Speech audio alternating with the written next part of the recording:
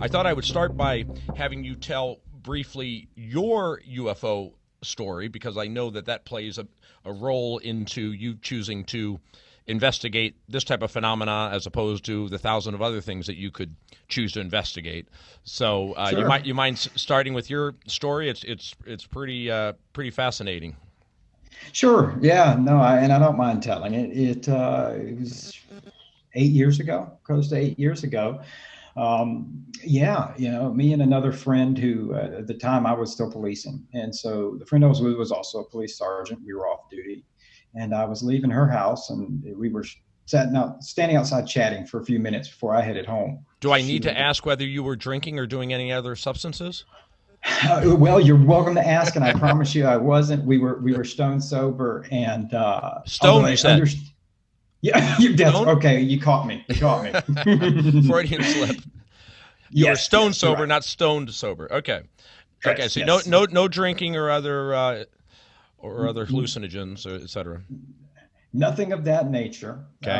And it happened to be a very clear night. I only say that because on the coast there in Savannah, because of humidity, unless it is freezing cold and you don't want to be outside, that's the only time you see stars in clear night sky. And I've never been to Savannah. I've heard great things about it.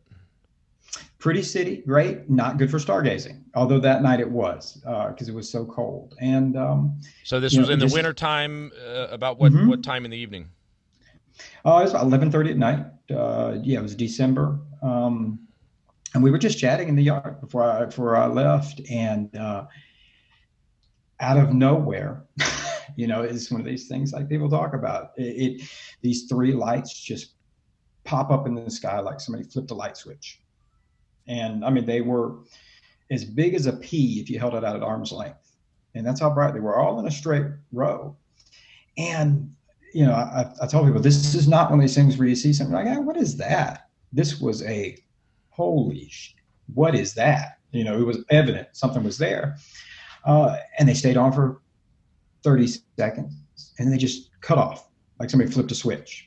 And we sat there kind of stunned. The friend I was with, she was a little frightened. I was like, no, what's that? I love mysteries. And then after about 30 more seconds, the first three we first saw just cut back on, and there's two more kind of evenly spaced as if they were all in a straight row. And then at that point, they were kind of low on the horizon. We were looking towards the west, towards where the town that she lived in would have been. And so against the ambient lighting of the horizon, I always caution to tell people this. It appeared that these lights were connected to a structure. If that was the case, it would be a very large structure. I always say I caution that because I'm a psych major. A lot of the stuff I did in law enforcement related to psychology work, cognitive psychology in particular. And so I know about pareidolia. I know that our minds can some try to find a fit in patterns for us. And so it would make sense. But it definitely appeared that way. And they stayed on for roughly 30 more seconds. And then it was all five just went out immediately. Again, I described it as somebody flipping a switch. When you hear it, you go, five lights in the sky, come on. Could have been flares, something like this. I don't think so. I don't have a prosaic explanation for it. For me, probably one of the most shocking things was I really didn't pay attention to UFOs or any of that. And in fact, I just wanted to know what it was. And so I did like all other good red-blooded Americans. I got on Google and started Googling and stumbled across an organization, the MUFON, the Mutual UFO Network, who these civilian investigators will look at this type of thing. And this was the very next day, and I discovered someone in the town just west of us, so it would have been where we were looking at, had actually made a report of the exact same thing, roughly 10 minutes before we saw it. So then all of a sudden you're like, all right. They said, having a psychology background, the idea of mass hallucinations is silly. There's no actual empirical evidence to prove that that's real. And in fact, it would be more fascinating if you and I could mass hallucinate the same thing in separate bodies. But with her there, us both seeing it, and this independent person seeing it, now I said, well, this is real. Now, what real means, I still, to this day, in fact, I'm very objective and prosaic and even skeptical about it. And we live in an area that Hunter Army Airfield was right there, the Marine Air Station Buford's right there, the 165th Air Wing. We're surrounded by the military. Fort Stewart is right there. Could it have been some type of military craft? Sure. I'm still open to that. I'd love to know what it was because it looks interesting. Unfortunately, I ended up making a report with this MUFON group, and they ruled it as an unknown, which I'm like, well, that's not going to sit with me. I like solving mysteries. And so, I was very open and dabbling into the subject since then, at least in the regards that people who say that they have seen things, they aren't crazy. Now, there are some crazy people who say crazy things, but there's a percentage of it that I think is interesting, and I think that it warrants legitimate investigative journalism. It warrants legitimate inquiry instead of just ridicule. And so that really got me into it. And I would say probably within the last year is when I kind of started really engaging people publicly about it from the quote unquote UFO community. And really, especially some individuals who I felt like were doing serious work at it and had a really good critical look at it. That's kind of how I was willing to cover it and why I'm willing to write pieces for Popular Mechanics. I've done some for Vice, The War Zone, because if we take fundamentally what's being said by witnesses or what's occurring, well, it's newsworthy. I think it deserves an explanation if the public is having this happen. Yeah, well, and certainly at this point, more mainstream than ever, now that we've got these Nimitz videos that were leaked a couple of years ago, and you've got the U.S. Navy coming out and acknowledging that the video is real. Yes, our pilots encountered something. You've got the government acknowledging the ATIP program, right? That's that Luis Elizondo program. So, this thing off the Nimitz, my reaction to it, based on what the Navy said about it, is it is real, it is something, and the big question is it earthly or is it extraterrestrial? I don't think we can say that it was a false blip on a radar screen, et cetera. I think at this point you have to recognize that, no, there were flying objects off the coast of Southern California, personally observed by 4 different Navy pilots and seen on radar and acknowledged by the Navy. So now the question in my mind is it earthly or extraterrestrial? And based on the Turber story, you would say he clearly says that it's earthly. I tend to lean in that direction, being somewhat skeptical of extraterrestrial visits, but I'm certainly by far no expert in the subject. The more I dig into it, the more I learn and learn how much I don't know about all this. But his story seems to kind of hold water to me, as fantastical as it is. I mean, I'm sometimes shocked myself that here I am believing this, because I'm very skeptical myself. But when it comes down to having to decide, okay, those things are real, that's a given. So now, are they earthly or extraterrestrial? That's the big question. And it's basically one or the other. But anyway, to finish your story, so you didn't see a craft per se. You just saw lights that you believe were probably on a craft. Absolutely. Yeah, mine is nowhere near as compelling as many other people's stories. It just, I would say it piqued my interest enough to kind of want to, and still to this day, I much like yourself, I just recently said, I'm neither a skeptic or believer by the classical or by the contemporary definitions people associate with that, because I believe that believer means that every light in the sky is an alien. Skeptic means everything everybody says can be explained away. I'm just an open-minded, objective investigator. So, I mean, that's what I did in my career in law enforcement. That's what I bring to it. And so I say open-minded because I'm willing to listen.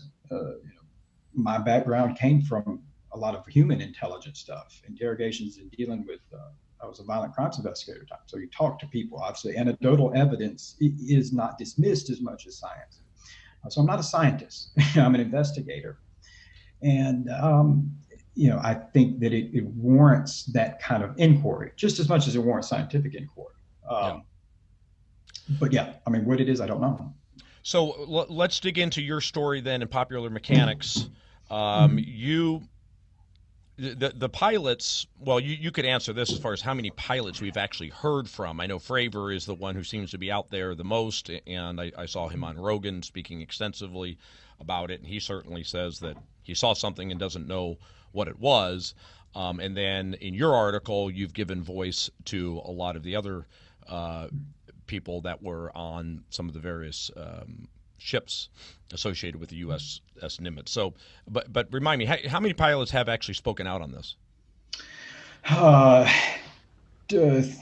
Three, two who have come out named and face. That would be Fravor, obviously, like you said, he's the most prolific. And then Jim Slate, who was the weapons system officer for the wingman that was with Commander Fravor. He has spoken once.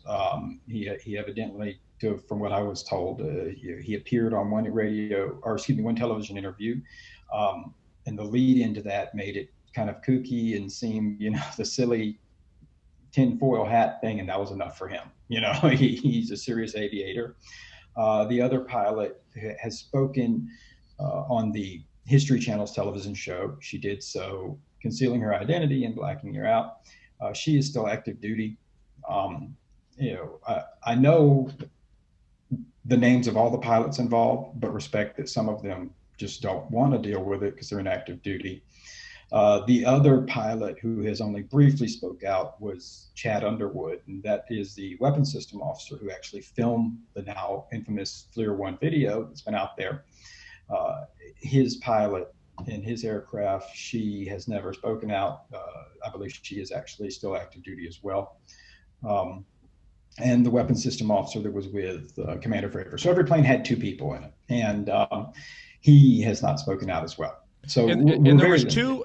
It was two F-18s that went out there, or three? There were two initially. There was an air combat exercise scheduled for that morning. They're playing reds and blues, from my understanding. So you had a Marine force, a Marine squadron that was going to play the bad guys, trying to attack the carrier. Your Navy F-18s were going to try to intercept them. And there's another pilot you bring up good there, Douglas Kurth, who's only spoken once as well. He was the Marine pilot, and he was initially sent to intercept these objects. He did not see anything other than the frothy, whitewashed water, is what he says, in that area, before he was ordered to come back to the ship. So two initially, when Commander Fravor and his wingman returned to the USS Nimitz, the next scheduled flight up at least included weapons system officer Chad Underwood and then another pilot. Typically they would fly in pairs, but I don't know. That has not been discussed. But there was some excitement because Commander Fravor came back saying what they had seen. And so now hold on a second. Let me just be clear, because at some point it's my understanding that they were sent out there to investigate what was being seen on this radar. Is that the trip that you're talking about? The first trip with Commander Fravor, yes. Okay, yeah, so Fravor sent out in one other F-18 with two pilots in it, goes out to investigate, and all four of them come back saying that they saw this? Yes, all four of them describe it. I've heard no deviation from the accounts that I think Fravor has given from those who've spoken out. They describe it the same way. This, oblong, say, Tic Tac object, as they describe it, hovering above the water and then ascending, and essentially, according to Fravor's accounts, who I have not spoken to personally. He's very guarded and he doesn't like the media attention, so he's shied away. But from what I've heard, although he was at a UFO convention recently, so at least I read that. So I don't know. Maybe yes. Maybe he's getting more vocal. Yeah. Do you know what I'm talking about?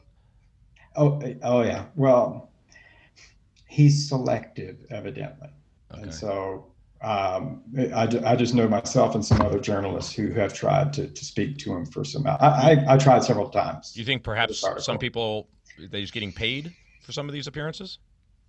Oh, I don't know that. And he may have been paid for that appearance. I don't want to speculate that. I just think that I know that he, is friends with actually someone who, a filmmaker that's in the UFO field, Jeremy Corbell, produced several films. And so, he may be guiding him as a de facto spokesperson. I don't know. I just know that he's very selective, because you're right. He has appeared on Joe Rogan. He did appear at the UFO conference, which I believe he said was going to be his first and last. So yes, he has made some appearances there, but can't stress enough, it doesn't appear that he's trying to profit off it by any means. Yep. Okay. So those two planes come back, they report, and then there was a third plane at some point? There was a third plane. That's who recorded the video you've seen. The video you've seen that was released was not from Commander Fravor or his the other flight that was with him. That was recorded by Lieutenant Chad Underwood. And they actually outfitted that plane with the ATFLIR, the Advanced Forward-Looking LiDAR system that recorded it. So it was top of the line technology at the time, top of the line targeting pod. They said, let's throw this bad boy on and see if we can catch a picture of it.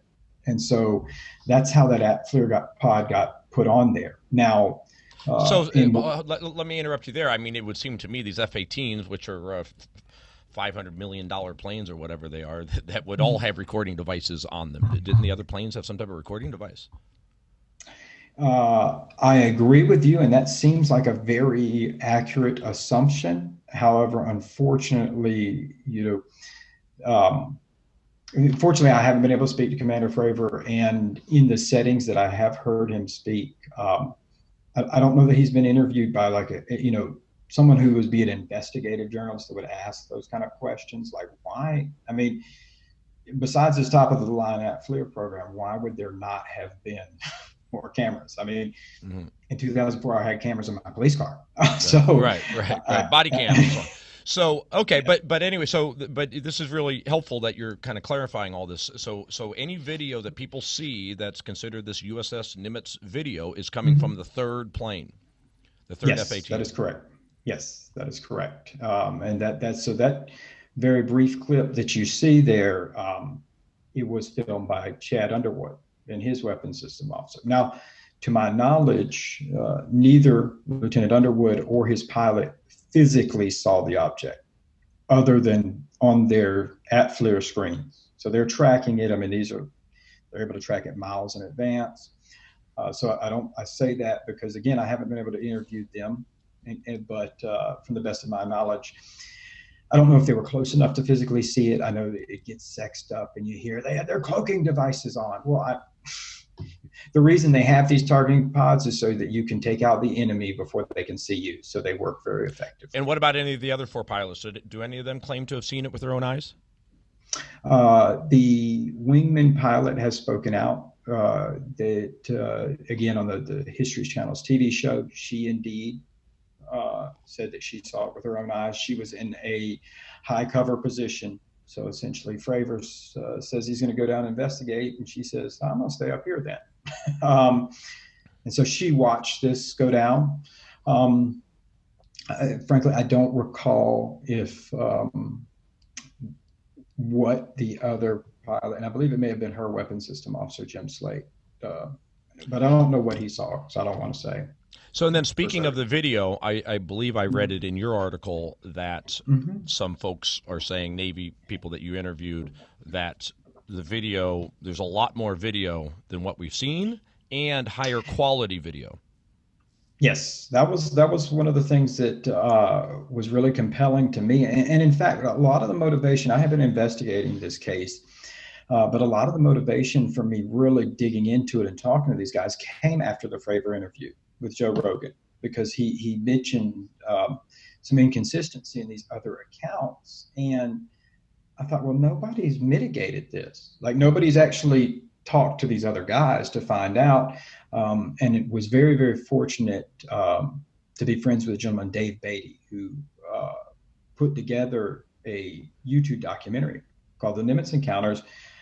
He's a phenomenal filmmaker. However, this was just a passion project for him. He did it for free and opened it up. And he's actually, I found to be just a great guy who, enjoys military aviation and finds interest in this topic. So he wanted to put it out there. And he really gets a lot of the credit for being able to track these guys down, or better yet, them coming to him. So he had several of the witnesses and was able to provide me access to them. And indeed, at least three of the six that I spoke with, did all mention there was a longer, clearer video that showed this object maneuvering in much more dramatic fashion than what you see in the very short clip. I mean, frankly, the 1 minute and 16-second clip that's been released, it's like every other UFO video to me. It's something. Yeah. I don't know what it is, but they describe roughly an 8 to 10 minute video that was clearer, that showed the object making acute right angle turns. I mean, I believe Gary Voorhees, who was a Aegis technician on the ship at the time, said he could get a sense for just how difficult the pilots were having a time trying to catch this thing just in their camera system. And another thing that I found striking is Jason Turner. When I spoke to him, he was a supply technician who actually happened to be in their intelligence center room and had a friend there who was watching the video. And he said, man, check this out. So he got to see it. But when he retells what he said he saw, one of the things that was really striking for me as an investigator is 14 years later, he looked disturbed still by what he saw. Like, it bothered him because it didn't look normal. However, that is a contention, because obviously there's no other videos been released. Commander what's the theory? Sorry, what's the theory behind how we have the video that we have and how we don't have any of the other video? Well, and that was one of the things that in my article I tried to dig into and mitigate, because why does that happen? And one of the things that I thought was striking was I was able to interview Vincent Aiello, who's a retired F-18 pilot, and he was extremely helpful in explaining to me how all of these processes work with these tapes, where they go, how they're turned in, this type of thing. And I've never been a naval aviator, period. So I can only go by what they tell me. But he told me that he agreed. And he was actually on the Nimitz, by the way, different squadron than Favor. But he was a fighter pilot on the Nimitz during 2004. And he said, it seems very plausible there would be a longer video, because as pilots, we were using 8mm tapes. We plug them in and typically turn them on when we took off from the carrier, and wouldn't cut them off when they came back to the deck. It would be very uncharacteristic to just flip it on all of a sudden, like we're getting now. And so he makes sense that would happen. He also explained kind of the processes that when that aircraft would have landed, the weapons system officer, the pilot, whoever the junior was, which typically would be the WISO, the weapons system officer, would have reported to the CDIC, which is kind of an intelligence center where the pilots are required to do a written report after every single flight and turn in their tapes, where tapes are copied there. Unfortunately, again, I can only interpret. And by the way, when we say tapes, do we mean literally tapes as opposed to hard drives? We mean 8mm tapes, and I mean it was 2004, and yes, and it sounds crazy, but again, just going back to my own experience, for our police cars, you were fancy if you had 8mm. A lot of them had VHS, and so indeed, solid state drives weren't a thing yet. Obviously, now that is. Mm-hmm. And so, we're talking about 8mm tapes, but they are, Vincent Aiello was very specific. These are special, classified tapes. They're not easily copied, this type of stuff. And so what I was able to gather from those outside sources, not speaking to the primary source, Fravor himself, is that there was some contention about wanting those tapes back. Those tapes belong to the squadron regardless. And so Commander Fravor got the tapes back from the CDIC. I don't know how long the time frame. I believe his exact words when he, in an interview, was he went up there and there was a little bit of, we don't want to give them back to you. And he said he was going to tear this place apart until he got it back. He was a squadron commander. And so he got his tapes back and secured them in a squadron safe. Now, when you say his tapes, you're talking about the tapes from Underwood. Correct. But he was the squadron commander. So de facto in the military organization, this is his. Yeah. Okay. But yes, he's talking about Underwood's. And they were secured in a safe that houses, I was explained, this is a squadron safe that houses different sensitive information, including firearms and weapons, some type of key card systems that, for lack of a better term, sounded like what you might call the car keys to these planes. And then there's a certain block of tapes that are assigned to the squadron. And those tapes that were from that incident went missing. Now, Commander Fravor doesn't say that missing is a sinister conspiratorial. He believes that somebody inadvertently recorded over them. When I spoke to the other pilots, they agreed that is plausible because evidently there's a X number block of tapes, and the number of individuals who have access to them at the squadron level is a lot. And a duty officer's in charge of that every day, and they issue them out. And so you might be the duty officer today, I'm the one next day. And it's also important to note during these workups, they went back to port to San Diego for Thanksgiving. And so they left the ship. I think that's when they came back, they were gone. But when they returned, it was somebody's responsibility to determine all of those classified tapes could be accounted for. So someone may very well have seen his, saved for CO, thrown it off, put it back in rotation, and it was recorded over by another flight because they do reuse them. Yeah. Well, I'm usually not a conspiracy theorist, but that one doesn't really hold water very well to me. I mean, clearly they saw something that was very unusual, and clearly this was something that caught a lot of people's attention. So it'd be pretty hard to imagine the tapes getting recorded over. I agree with you. And I am absolutely the same way. I am not a conspiracy theorist. I think most conspiracies are myth. And some of them are frankly just damaging and harmful and silly. But you're right. In the totality of all the information that I gathered and just the totality of the event, some of the things that I found out, I'm sure we'll touch on about people coming on board and taking data. Right. I have told people where that may sound Men in Black and sinister.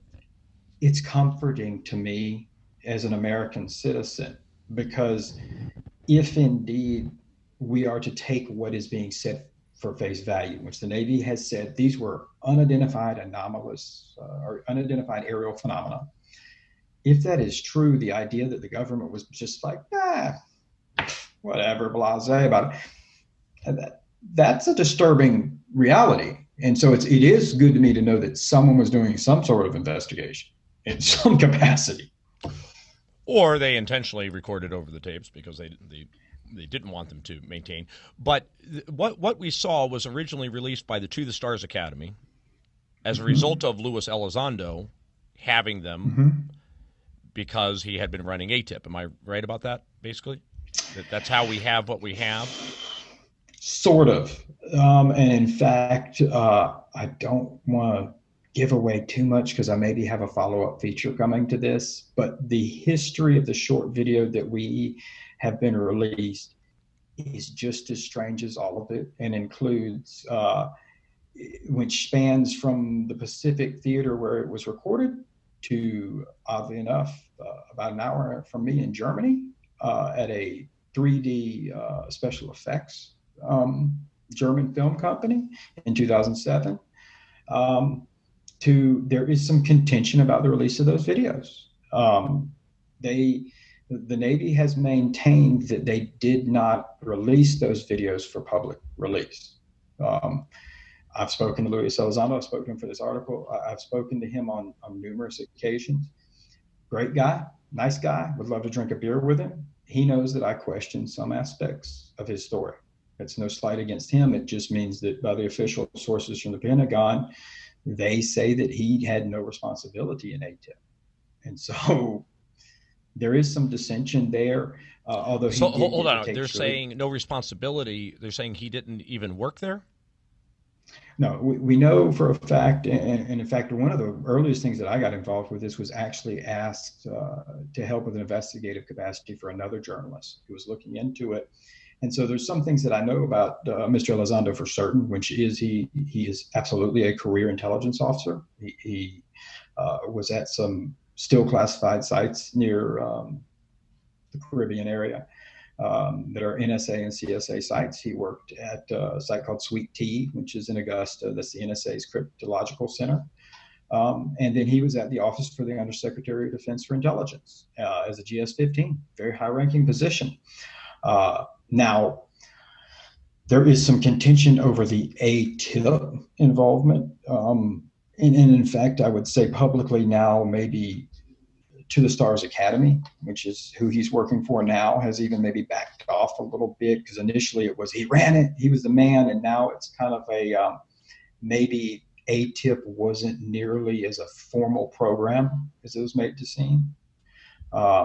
And so, but the Pentagon themselves, the official position from the Office of the Secretary of Defense is that Mr. Elizondo, the ATIP program would have been superficially in his purview. However, he did not have any responsibilities in it. That is their exact words. So whichever rabbit hole you want to go down, it's an interesting case. Yeah. Well, let's not go down to the Elizondo rabbit hole too far, but going back to the video, as far as it being released by To the Stars Academy, so does that mean it did come through Elizondo or not necessarily?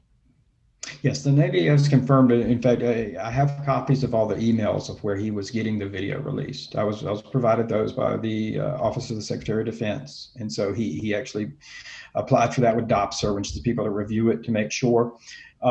Where I say that you and I weren't ever supposed to see them is there's some dissent in terms of how those videos were released. The Pentagon maintains that they were released by the form, which you can find online now. It's been released by a number of outlets for industrial partners only. And it even specifically says not for public release. This is supposed to be going for industrial partners for having in front of it safety measures for unmanned aerial systems, balloons, and unmanned aerial vehicles. And so, again, the dissension is the Pentagon is maintaining they released the videos because they believed they were supposed to go to an industrial partner who was going to help some safety program, not released to the public, though we know they were released to the public. And the Navy has since confirmed, they just did that, I think, that this year, that yes, that video that was released is correct, accurate video from the Nimitz, from that F-18, etc. They're giving it their stamp of authenticity. And well, like everything in any bureaucracy, it's always an interesting mix, because you will hear in one instance them saying they cannot confirm the authenticity of the video. But then very recently, as of September, Joe Gradisher, the spokesman for the Navy's Warfare Systems, I believe, Information Systems Command, said that yes, these are real videos, and yes, they show unexplained or unidentified aerial phenomena. That is their official stance. They have not backed off of that. So yes, in a way they have, I believe, in terms of them authenticating whether or not this is the entire video is what they're not willing to do. And why would we have some lower res version of it? There's the mystery. And again, kind of what I alluded to before, this exact video was released in 2007 through an obscure message board website that kind of caters to the conspiracy and paranormal world. It was released by an individual who says that they were on the ships and everything. They released quite a bit of information that obviously we now know to be accurate. And so it made it to YouTube and stuff very briefly in 2007. And it then since was removed, and now in 2017 it was kind of formally unveiled But for a lot of people who I've spoken to who were much more bigger UFO enthusiasts than I am, say that this inherently this video isn't new per se. So, but for the Navy saying that it's authentic, and these pilots basically coming forward and saying it's authentic and this is what they saw, the video could have been highly questionable. But because the Navy's saying it's real and the pilots are saying it's real, that's what gives us reason to trust the video. Sure. Well, I will tell you, I researched and looked at it after the Navy said everything you just said and said that this is a UFO. We'll just use the common colloquial here. They tried to jazz it up with UAP. I could not find another historical incident where any branch of the United States government pointed to a physical evidence, a picture or video, and go, that's a UFO. So it was unprecedented and still is, in my opinion. That in and of itself is remarkable. It's kind of interesting that hasn't been more discussed. Right. So yes, by the official stance of the government, it is. And one of the guys that you interviewed said that he actually saw the craft with binoculars. Correct. That was Gary Voorhees. He, great guy. And I can't stress that enough. I'll answer that question, but just to say, I think it's important because when people don't get the chance to talk to these individuals or you hear UFO witnesses, you might have an impression of these people. And I'll tell you, in talking to all of them, they were salt of the earth. Like, I want them to be my neighbor type people, like the guy who stops to help somebody change their tire, and very intelligent. Like, I remember with Gary in particular, when I was talking to him, he was rattling off names of systems and capabilities. He hadn't worked on them in 15 years. So very highly trained in what they do and knowledgeable. And yes, Gary's position on the boat was he was the only Aegis systems technician. And so the computer systems, that's the fancy radar, the Spy 1, like this was the guy who worked on the computer side of these to make sure they were functioning. He was the guy. And in fact, he told me, when they first started hearing about these ghost traps, he was kind of like, oh, crap, I don't want to be the dude who my systems shut this down, all this training. But he started, once they were able to realize these weren't ghost clutter, that he started getting the relative bearing of them, from the scopes. So he's not a radar operator. He told me he was able to be in the Combat Information Center because he had access. Radar guys would tell him what they're looking at and where it is. And then he was able to run up to the bridge and look through what they call the big eyes, these big 20 by 120, I think, binoculars. And he says he saw something. Now, he was very specific that it's indistinct. He described it to me as if you were looking out at the horizon on a boat way out there. You knew it was something, but you couldn't make out a features. You couldn't tell if it was a container ship or whatever. And that he would see these and that they would just kind of hover. And then all of a sudden, he would describe it was just like it moved so fast. It was as if your brain kind of lagged. Like it was there and then, oh wow, it's there. What happened? And he said at nighttime, they gave off kind of a phosphorus glow. So they were easier to see in the distant horizon. But, all of these guys are very guarded in what they say too. They give you, this is my account, this is what I say, this is my opinion. I looked out there and feel like I was seeing something. Was it the Tic Tac flavor song? They don't know. Was it their mind playing tricks on them? Maybe. They're willing to concede that, but he definitely does feel like he saw something out there. At the same time that they were, or around the same time that they were seen by the F-18 fighters. Correct. So that would be, it's kind of well, excuse me. Let me back up. No, during the F-18 encounters, he did not. They were too far away from the ship. Right. But during the time they were popping up. Within a day or two of that, right? Is when he. Well, they were tracking these objects for about 5 days before they ever sent up the planes. And so, yes, in the preceding days, then yes. So let's talk about the mini controversy, which is what, did men come on board the Princeton and take things away? Fravor says that nobody took anything away, yet these guys, I think, say that, yes, things were taken away. Yes, absolutely. That was one of the things that Gary Voorhees in particular, because these were his systems, like I said, the Aegis system and these tapes, like he was in charge of maintaining it. He described it, he's a fancy computer tech, and these were his systems. And so he said, absolutely, he was told to turn over all of his data from the Aegis systems, the comms, the radio data, basically everything to his command staff. There were with two other individuals that nobody recognized. Nobody knew where they, who they were, and that this information was assumed to be handed over to them. And so his data gets turned in there. Ryan Wiegel, who is the most recent witness to kind of come forward, he was a power plant specialist on the helicopter squadron that was stationed on the USS Princeton. And so he's with a detachment, and so they're attached to the ship, but you might say it's kind of like the high school. They're the just transplants on there, but they're not the guys that are always on the ship. So they're a little bit detached, but he's on the air wing when helicopters land and come and go. And, he told me that at the time, it didn't seem odd, but two gentlemen arrived via a Seahawk helicopter, a Navy helicopter.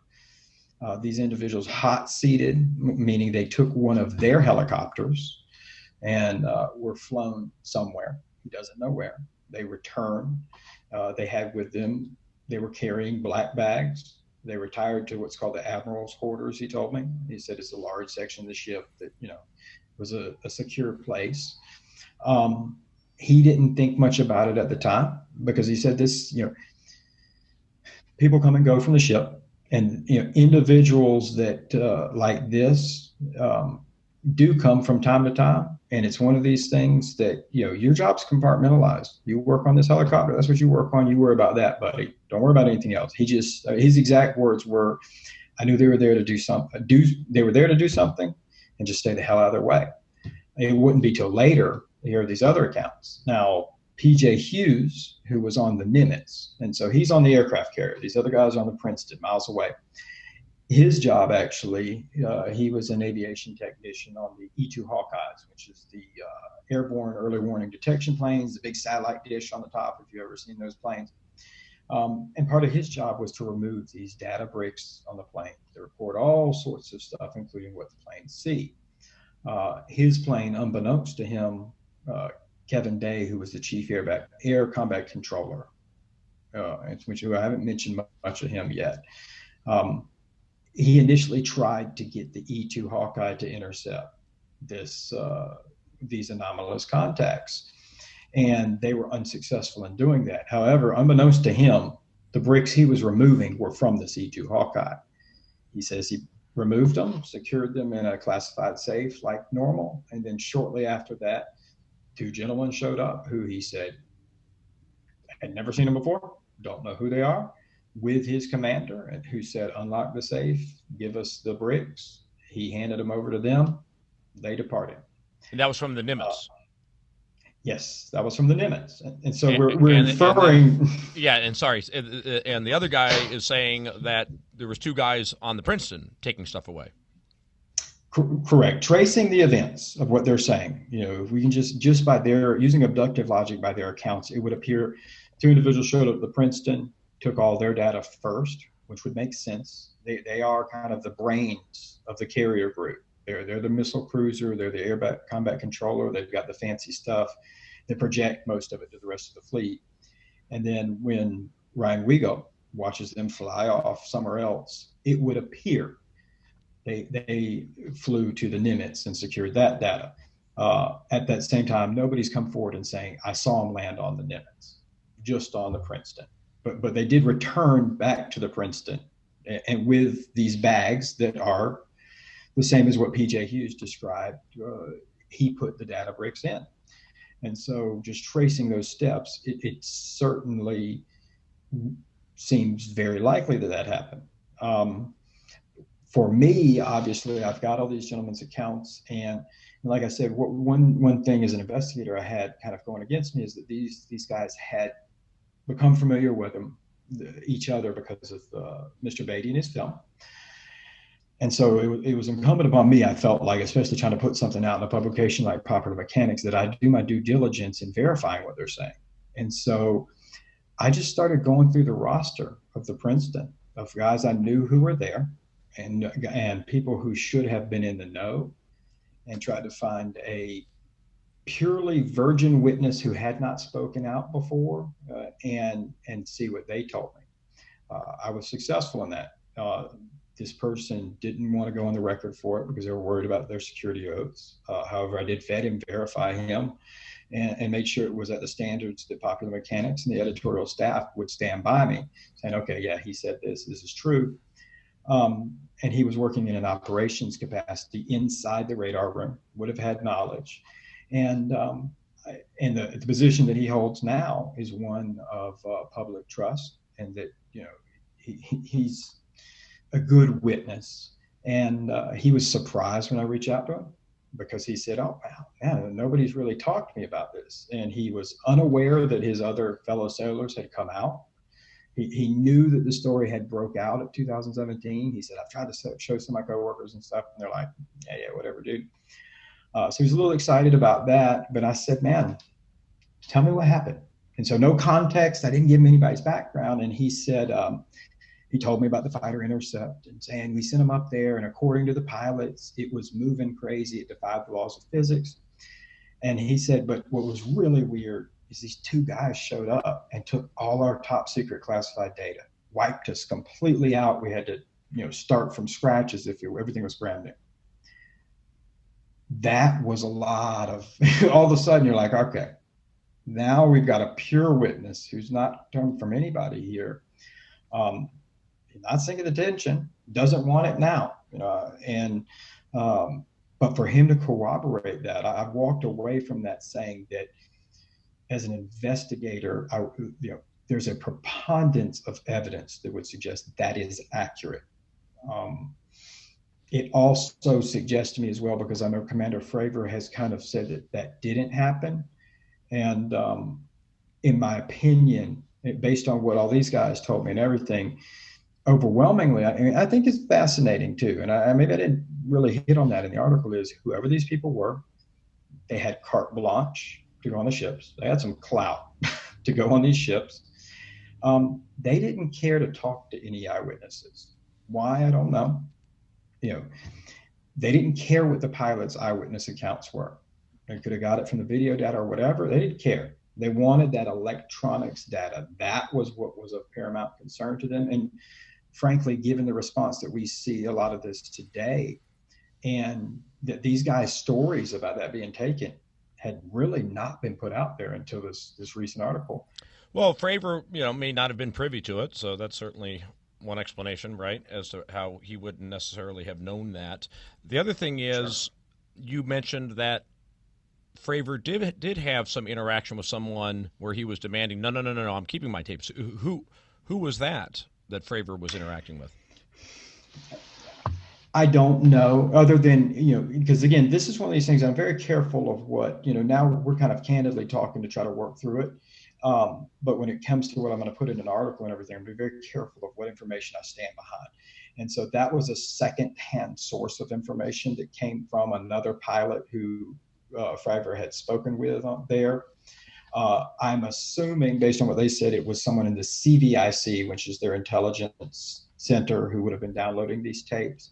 No one from that capacity has come forward. In fact, only the PJ Hughes from the Nimitz. We really haven't had any, and Fravor from the Nimitz have come forward. And so I don't know. I don't know. And again, their positions in that room would have been carrying a lot higher. These guys have been dealing with some heavy duty top secret stuff. And so it's likely they're not going to come forward. Okay. Well, now I'm going to connect this to Turber. Tell me again, what's the name of the YouTube documentary that a lot of these guys were on?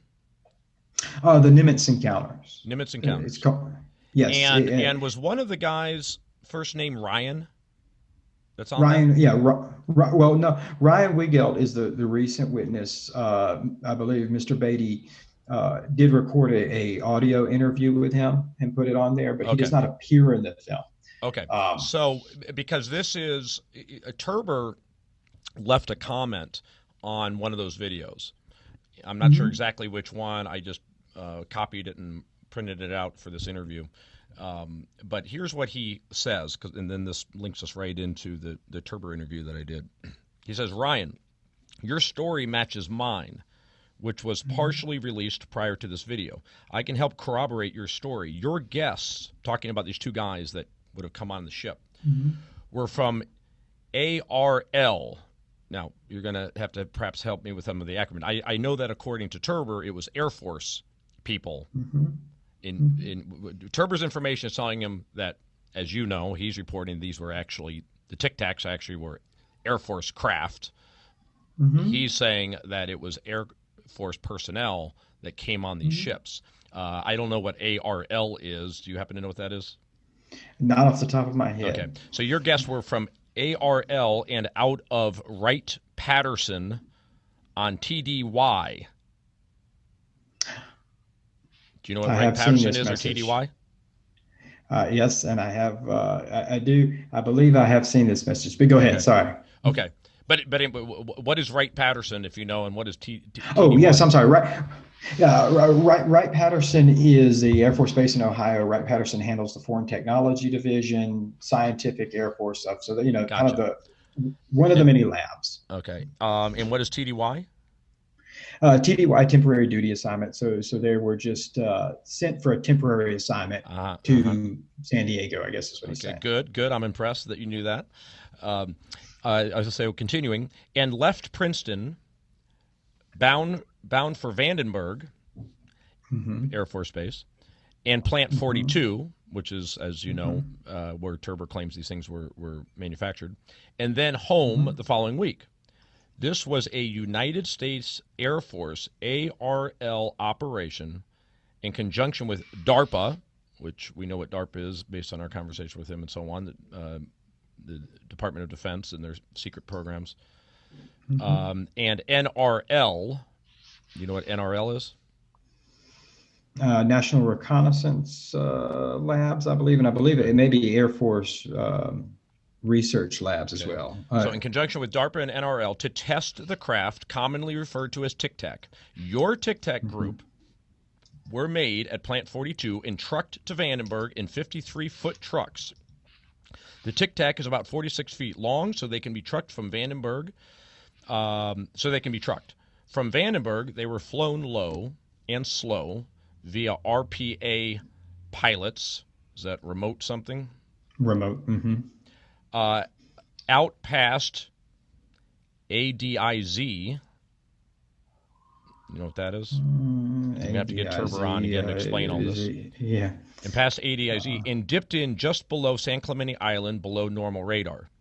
From there, Spy 1B, whatever that is, should have acquired their tracks. Is that the radar system? That's the. In fact, that is the advanced. They were testing that. That was brand new at the time. But yes. Okay. That's where they would have picked them up. After that, it was all U.S. Air Force testing how Nimitz CIC would respond in an effort to gain knowledge on how our own forces would react to them. The rest you know. The objects are certainly terrestrial and are ours. And obviously, they have highly advanced propulsion developed by a few universities, and subsequently, that technology made its way to DARPA and ARL and NRL. And yes, upper brass knew what was going on, which is why the NDAs were pretty much already written, and your United States Air Force guests were already on site. I'm not sure if they were actually inside CIC, but I would not doubt it. What's CIC? Do we know? Combat Information Center. The guys commonly call it combat. Okay. You think of the movies where everything's going on. The command center, if you want to.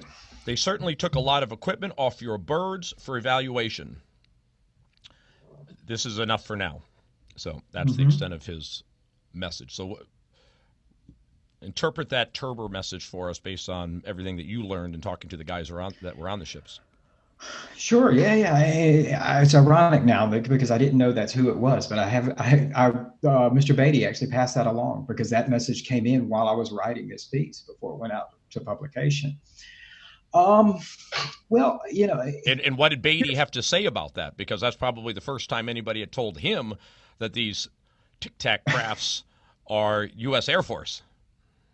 oh no, he gets a lot of messages, and like I said, I've known Beatty for a while, and he gets a lot of. He just got a message from somebody saying that they would sell him a picture that 100% verifies it's UFOs for 50 grand. So anybody wants to crowdsource.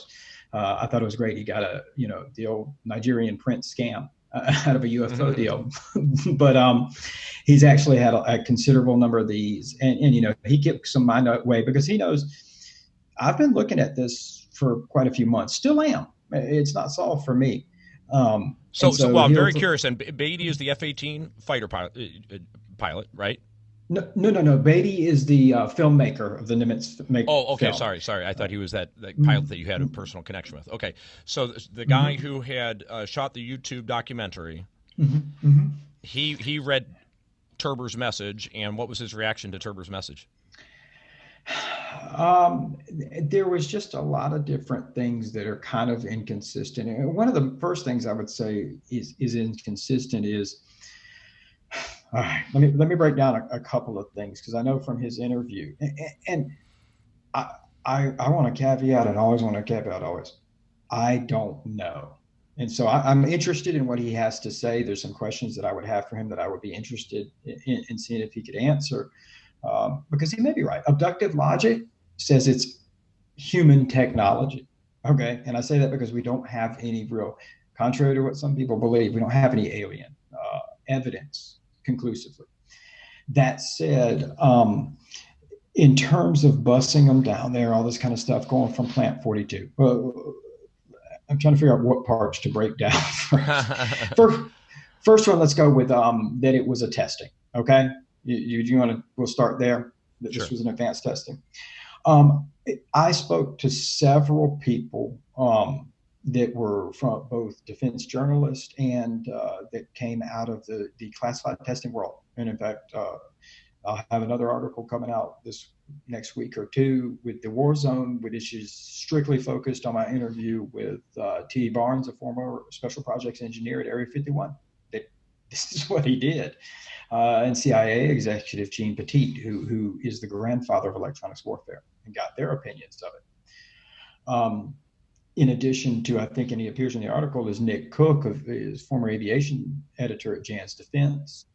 And for me, he was a very significant witness because I know that he had actually spent over a decade searching for secret anti-gravity technology that existed. And as Jan's Defense is arguably the Bible of the defense industry. And so I feel like if anybody would know, he might know. Yeah. No one was able to say that this kind of technology, if we take for face value what these guys said they saw, both the pilots and these other sailors in the videos, we're not just talking about one aerospace breakthrough here. And so we're talking about multiple things that, to our knowledge, we can't achieve, that's known, which is instantaneous hypervelocity acceleration. If what these guys saw in the videos is accurate, we're talking about acute right angle turns at hypersonic speed. I mean, that's unknown. Sonic booms, there were none. No one reported any of them. And if there had been sonic booms from this, even though they were way out of eyesight, they would have heard them. And I don't know if anybody's ever heard them. I've been there when a space shuttle landed, of all things, years ago, and it's loud. So no sonic booms, the ability to stop and go at these speeds, the materials needed to travel at that speed. So there's so many different factors here. It just isn't known. So not only is somebody going to have to overcome a few things when it comes to the classified aviation world, they're going to have to overcome a lot. More importantly, Kevin Day, who we didn't really talk about, but he was he's the chief air combat controller that was in the Princeton. Like, this is the guy who made the call that these contacts were weird. He's the guy who convinced his commander to send the F-18s to go find them, and he's the guy who directed them in. So he was a guy who had 18 years experience, combat experience, you name it. He's the guy who did all of that. And when you're looking at what he's seeing on the scopes and this type of stuff, and is it being physical craft?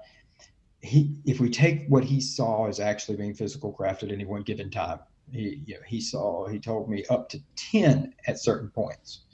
So that would mean that we're talking about an advanced aerospace program that has been able to overcome all the things I mentioned before. I didn't even touch on control surfaces. They're flying without any type of propulsion and control surface we're familiar with. There's no wings, there's no rotors. And there would be 10 of them. To put that in perspective, that's almost half as many B-2 stealth bombers have ever been produced.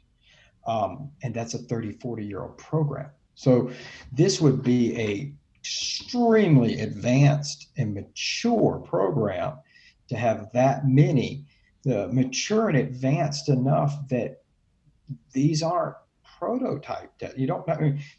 You're not going to spend X number of $1 billion to build a prototype and then say, you know what, let's build 10 of them and then go test them out. So that is odd, but I'm open to anything. I think it's interesting. The other thing in both, Nick Cook with Jan's Defense mentioned as well, and I take his opinion very highly because he's been doing the aerospace defense journalism world a lot longer than me. And he said it would just be so against the grain of how classified testing is done. You don't need, I agree with what he said in terms of that you do test your technology on yourself. Absolutely. You have aggressor units, you do this kind of stuff, but those are in controlled, closed settings because you're not going to, you ran the risk of 5,000 eyewitnesses to your stuff. Like, why do that? That in itself, he explained was so against the grain of it. When I talked to T.D. Barnes, who was the Area 51 engineer, worked on the A-12 Oxcart program and worked on some of the real, quote, secret space programs out at NASA's Beatty Range. He does not believe that they're alien. He has another theory for it. But when I pushed him on, hey, is this characteristic of how you guys tested advanced aerospace platforms at Area 51? It's a big part of his job. And he didn't push back yet. He said, not really, because he explained when they tested advanced aerospace platforms out at Area 51, they would bring in National Guard units from out of the area because they're easier to control. It's smaller. They'll spread back. The dissemination of information is less. But they would know, hey, you're going against the classified technology.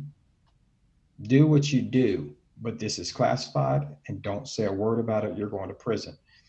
And they would do it over, somewhere like Area 51 or one of these other testing ranges.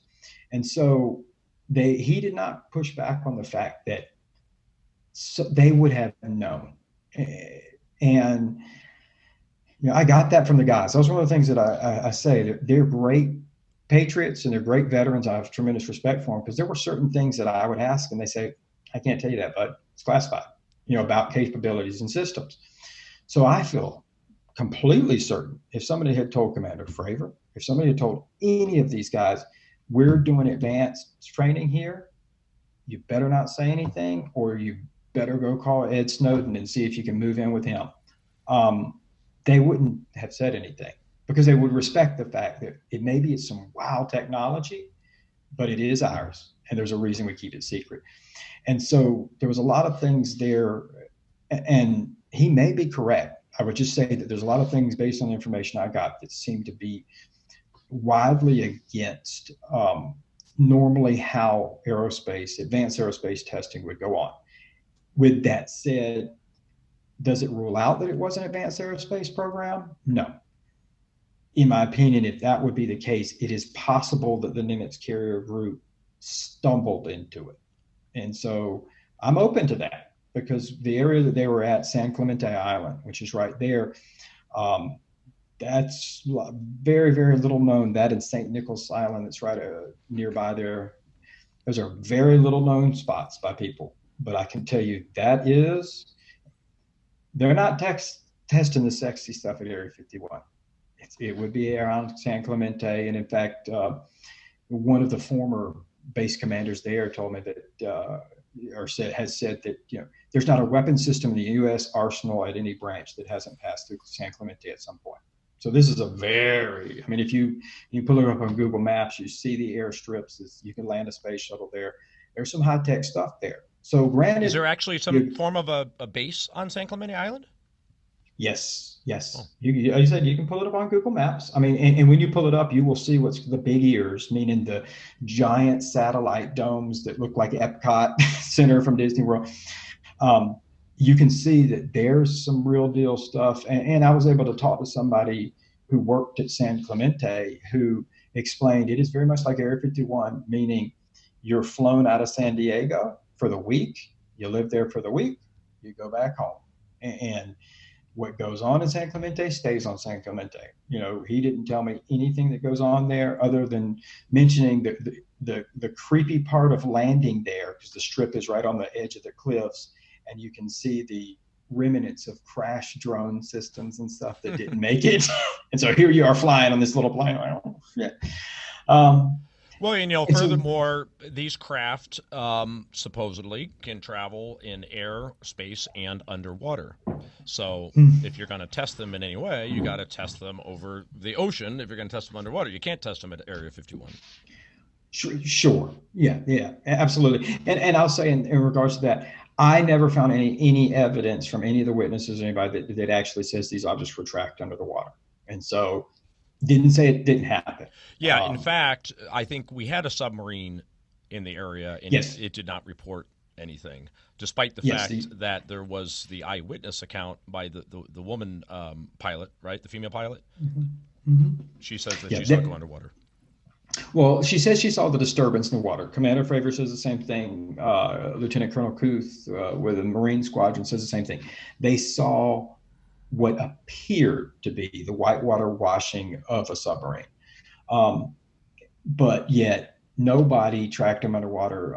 And actually, I did reach out to some of the USS Louisville guys who were on the sub, and they were like, I don't know what you're talking about. Like, I know the event happened now that it came out, but they didn't, that didn't happen. I believe there was a brief report, and unfortunately, it was from Gary Voorhees, who only reported that somebody had told him that was on the sub, and he later came back out and said that he was misinformed. It wasn't his fault. He was reporting what they told him. But yeah, there's no knowledge they went underwater. Not to say that it hasn't been implied. So, again, we're searching for an explanation for what these guys saw. It's either extraterrestrial, earthly, or their eyes were playing tricks on them, and something was playing tricks on the radar system. Which, by the way, that's not totally out of the realm of possibility based on, Michael, we were just reading that article, I forget who wrote it, about the technology that the U.S. has. Tyler Rogaway? Yes, it was Brett Tingley, good friend of mine. I write for them. Okay. With Tyler and no Nemesis. Nemesis. And in fact, that I will be doing a follow-up piece to that for the War Zone. It should come out this week or the following week. And indeed, the Nemesis is phenomenal. And that's why I copied it. So describe Nemesis just for us in 30 seconds. Sure, I'll give you the 30-second because Brett's much better at it. Nemesis is this is the next level of warfare. This is electronics warfare in which it infects the system, plants false returns, and it allows people to see things, or these operators to see things that don't exist. And in fact, in the article I'll have coming out in his follow-up, I'm going to go into a 1960s program called Project Palladium that was actually run. I spoke to the man who created that program back then. And it'll go into depth and tell some details that have never been told before as far as what we did with Russia and some Russian UFO sighting were us, because it could infect the system and make it see things that aren't there. With Nemesis is like palladium on steroids now. I mean, it's the high-tech version. It can make fleets show up. My investigation was limited to the Nimitz, not the Roosevelt 2015. From what I know about the Roosevelt 2015, the Nemesis explanation fits. The only reason it doesn't fit in this case is their accounts of a physical object, Fravor and them in the Tic Tac, what they saw.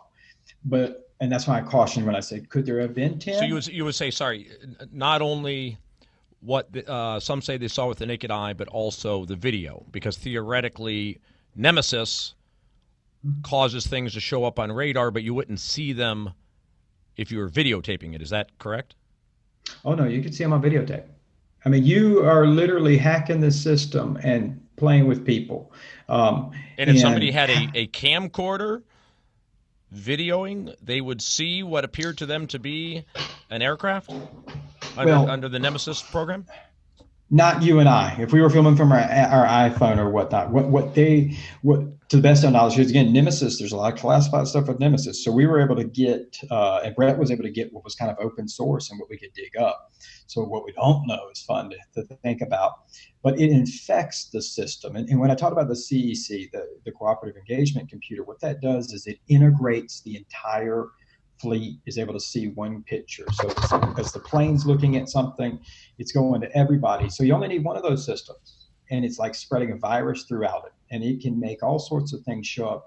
And with these FLIR pods, and that's why I said 15 could be a good explanation for that, because in 2015, none of the pilots actually reported physically seeing anything with their eyes. It was always on these FLIR pods. So yes, could you project a false image in it? Absolutely. And that, with the Palladium system, they were doing that back in the 60s, to the point where, like I said, they some information that's never been out there, but they kind of Gene Petit, the CIA executive who headed that program, kind of whimsically saying about how they had a Russian pilot over Cuba during the Cuban Missile Crisis, thinking he was seeing on his radar scopes, and have that FLIR at the time, a real object, was getting ready to fire a missile at it. And then they just, kind of like my sighting, they just flipped it off. And then where did it go? So that's in the 60s. We know that they've developed this capability to attack these systems. Now, very common, I believe in the other interview he mentions that as well. I mean, when you're developing advanced technology, it's how can we use this to defeat potential adversaries, but how will they use it to defeat us? So it's a simultaneous development process. And so, yeah, that's a, and I go back to saying, could there have been 10 Tic Tacs? No. Could there have been one that could project 10? Yes, that capability exists. At least we know it exists in the 2015 time frame. Mm-hmm. And so could it have existed back then? I got a couple of quick things for you. You just got another 10 minutes, right? Am I right on your time, approximately? Yeah. Mm-hmm. Okay. The Navy patents, and I learned about those from Brett Tingley. I think it's Tingley. And Tyler Rogoway. So these Navy patents, yes. I talked to Turber about them a little bit. I've read them. I'm sure you've read them. They seem to describe the Tic Tac spacecraft in this Navy patent that was actually issued earlier this year. What do you make of that? Well, and that's Brett's bailiwick, because I've kind of shied away with it, and I'll tell you my personal opinion, which I've told them, and so it's no secret. I'm not overly impressed with it, for the simple fact of the matter is, and I believe you brought this up in a past interview, under the 1952 Secrecy Act, if these were legit enough that they could account for what we're talking about, the Tic Tac back then or whatever, we wouldn't know about them. The actual person who filed for the patent, Salvatore Pais, I know where he works. I know what he's working on, this type of stuff. What I don't know is this just his pet project that he is interested in and believes could happen? Maybe. Do I think that they explain a realistic technology that is out there today? No. Because if they did, they wouldn't be out there. I think you said you shouldn't be getting a patent for technology that's already out there. And under the Secrecy Act, if they said, oh, no, we can make this and this will be it, Not gonna, you're not going to find a patent now to figure out how to build a fusion bomb or the stealth bomber from scratch. So, Right, um, but it is real. It is a real patent. So then yeah, we have to explain, okay, why did these guys file for this thing? Why was it granted? And is what they describe doable? Is it? Does it?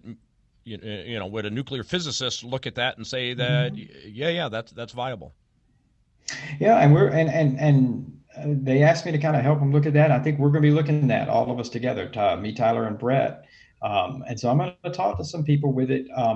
I kind of default back to Nick Cook, and when I ask him certain things, the same thing is he saying, could this stuff exist? Sure, but he searched for it forever, and we weren't even close. Um, and one thing with the patents, and I'm going to knock him. I think it's great if he's able to invent it. Holy cow, this is game changing. But it seems like the patents have come out with a sequence of events that it's like, okay, this is what I want to do. Oh crap, I need to build this too. So now there's a patent for the nuclear reactor that's going to work it. And oh wait, we need this. So I'm going to build a patent for that type of thing. Where typically you wouldn't see one inventor craft it all. I mean, even if you look at Kelly Johnson's team with the U-2 spy plane, one of the greatest technological aerospace feats, it's still in the fleet. It's one of the oldest planes still using. And there was a team of guys, and Well, they're another thought is, if you believe, a lot of people believe in disinformation. So if you were believing that Turber's a disinformation agent, et cetera, and the military, this video leaks out, it really is UFOs, extraterrestrial. We don't want people to freak out. So we're going to go out there and send people out to explain that, nope, it's actually U.S. technology. And in fact, we're going to file for this kind of bogus patent that kind of demonstrates that we do have the technology to make this. That would fit the conspiracy disinformation campaign anyway. Well, and I was told by a couple of people that it may not even be as sinister as that, is that it's just trolling the waters, meaning you throw out this stuff.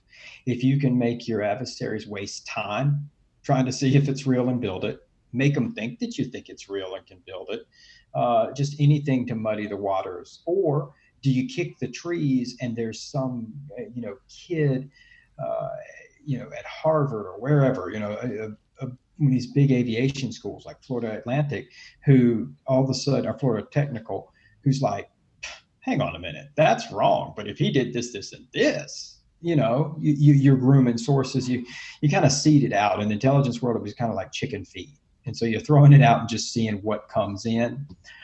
That's a possibility. Some people mentioned that. So last thing to touch on is Bob Lazar, because I know you wrote an article recently about him and the raid on his home, seeking documents and materials. Bob Lazar is the Area 51 employee who is, I guess, the only guy who's really spoken out about what he saw. But anyway, bottom line, the thing I want to get your thoughts on are the fact that he claims that in 88, 89, he personally witnessed the type of technology that we're talking about with these Tic Tacs. So what is that, what's the credibility of Lazar in your view? Isn't it convenient when they can match it to something after it comes out?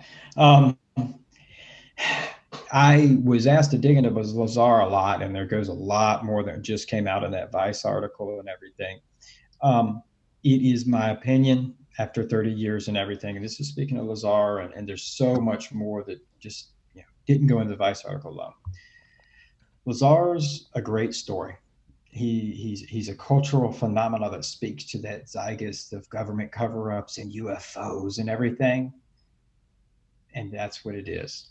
I was able to examine, and like I said, it's not in that article, but examining from going back to 89 till now, everything. And I truly went into it objectively, and frankly, just listening to him, he's kind of matter of fact, nerdiness is like, God, I believe this guy. So I went into it maybe more of a believer, oddly enough. When I weigh the possibilities, the balance of probabilities, I wasn't able to find any evidence to support any of his claims.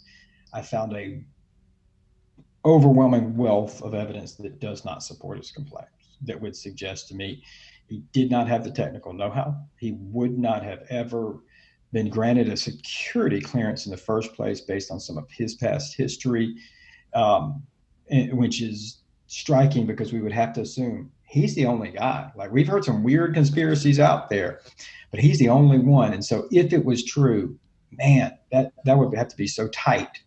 Then nobody has leaked but him. Why do you let that guy, based on some background? So, well, and sort of the same thing applies to the Turber story, because under the Turber story, this technology has now been around for at least 20 years. And how come we're only hearing about it from Turber? Hundreds of people, even Turber himself says hundreds of people know about this. And that makes sense. It'd have to be that in the hundreds in order to have had these things built at Plant 42, have private contractors been involved, according to Turber, two private contractors. So, yeah, we're probably in the hundreds of people that would know, and everybody has been able to keep it under the hat for 20 years? Yeah, and all due respect to Mr. Turber, I mean, he may be a great guy. I'd love to chat with him because I'd love to hear more of what he's got to say. But, yeah, the information that I'm going to put out to the public that was in these articles and everything, it's never going to be, if I use an anonymous source, it's going to be just like I did with the other guys. I'm going to confirm it. My editor knows who it is. We can confirm it and back it up if need be. But I'm not going to base it entirely and ask you or anyone else to believe what I'm saying and then say, but I can't tell you how. That's just a caveat. And maybe he's true. And if that's the case, and I also fall back on it, again, just like you said, he's the only one guy. Same with Lazar. There's the idea, well, they haven't been arrested or anything because that would just prove credence to their story. Well, the government having a problem trying to arrest William Cooper and shooting him in the head back in the late 90s, who he was the guy who wrote Beyond a Pale Horse, kind of a messianic in the conspiracy world. They didn't have a problem with him. They didn't have a problem with a lot of different things. And Bob Lazar has broken the law numerous times since then. Government at any point in time, and under federal violations, could have said, yeah, lock him up 20 years and bye. And I think that, as you probably know, the public's attention span is very recency bias. Whatever's going on now, we pay attention to. And so I don't think it would have blown up like they got the truth. So if they were disclosing true classified information, again, they'd be calling Edward Snowden. Hey, man, you got room in the apartment? It's a little frigid up there. So last thing, give me one or two questions for Turber, because we are going to have him back on. As you listen to it, what were kind of a couple of the obvious things that you thought, oh, man, if I was sitting there, I would have asked him to clarify this or elaborate on that? Well, one of the things that he mentioned that I thought was really weird, I'd never heard it before, is and he seemed to be reluctant on it, is he mentioned that the technology may have come out of Dundee University of Dundee, which I'm fairly certain he's talking about the university in Scotland, in the UK. That's news to anybody. And I actually asked some of my connections in the aviation aerospace world in the UK. And I said, man, you ever heard of anything fancy coming out of Dundee? I mean, are these guys even in it? No, they do some rover stuff, like some electronic stuff with the rovers, but that was weird. Well, we tracked down, and I don't even remember how, but I'll just give you a name real quick in case it rings a bell, because Michael, through some of the research we were doing, we did find a guy associated with Dundee University, and what's his name? Sandy Kidd. Okay. Well, I don't know it, but I'll look into it because I was interested. Yeah. So Sandy Kidd's not a name that you know, though? No. Okay. And I mean, no. Okay. Anyway, we'll share information, and I forget why, and we don't have time to go through it now, but that's the name that we tracked down post-Turber interview associated with Dundee University, and we reached out to him, Sandy Kidd, and we reached out to him, and we're hoping he's going to talk, but he was kind of surprised that we reached him and was kind of acting as if, yes, I discovered something very significant and have never really gotten much credit for it, right, Michael? Is that cool? Correct? Yeah.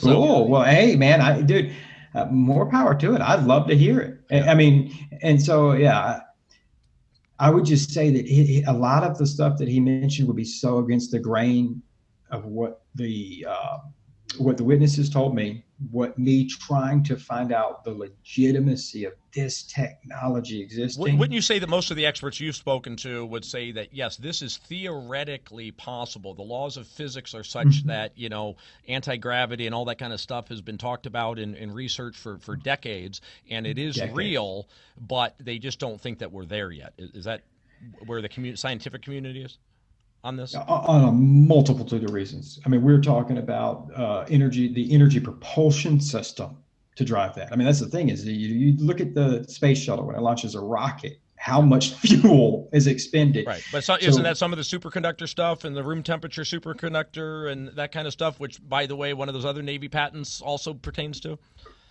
Right. And that's why I said they all seem to fit. And so, yeah, I mean, it would be incredible for that to happen. And at the same time, when he talks about a disinformation, Salvatore Pais, just so anybody knows, he's actually Romanian. And just to putting that out there, because it's something to be interested to consider, is I've actually had the opportunity to interview several Romanian aviation and aerospace experts. In fact, I have been covering two guys who have built what they think will be the first fully functional flying saucer.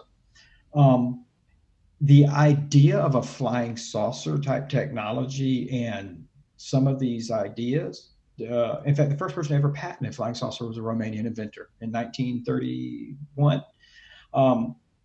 To them, when I talk to them, I'm like, man, it looks like a UFO, a flying saucer. And they're like, huh? What are you talking about? Like, to them, the platform is very sound aerodynamics and everything. And so I think that in and of itself, him being a Romanian, growing up, natural Romanian, some of these things probably aren't as crazy as they are to us. They're not as bound by this kind of fixed wing, different types of control surfaces that we use. So maybe he did. That'd be cool.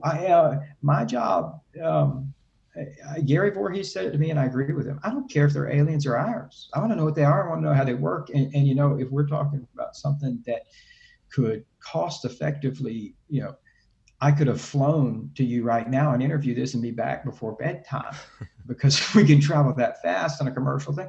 And I want to see that out there for everybody, But as you sit here today, you'd believe that there was actual craft in the sky that they encountered off the Nimitz? Based on their accounts, yes. And again, I have to base it on what the guys have said, and I default back to them because I pushed them hard on electronics warfare, which was the Nemesis. Pushed them hard on could it be that kind of stuff. They say no. They can't divulge why because of classified reasons. I respect that. I truly do. Fravor,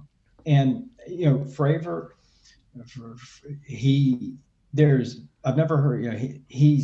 It appears that his character and witness is beyond reproach, and I also can't figure why a very accomplished naval commander would just suddenly come out saying crazy stuff. So we're back to where we started. It's real. The question is it earthly or extraterrestrial? If I'm in Vegas and I'm at the roulette wheel and red is earthly and black is extraterrestrial, I'm betting red. Which one do you bet? Which was red? Red was red earthly? Is earthly. Okay. All right. God, that's such a good question. And man, you're gonna make me get so many people in the alien UFO world mad at me. But just based on abductive logic, I'd probably lay my chips on red with you. But I caveat that by saying it's really weird if it is. And I may hedge that bet, man. I may drop, two chips down on red and one on black. Or maybe green. Green, right. Because I well, that's what makes it such a fun mystery to try to unravel. So thanks so much, Tim, for taking the time. Really appreciate it. No I think we'll be keeping in touch about this as we both learn more.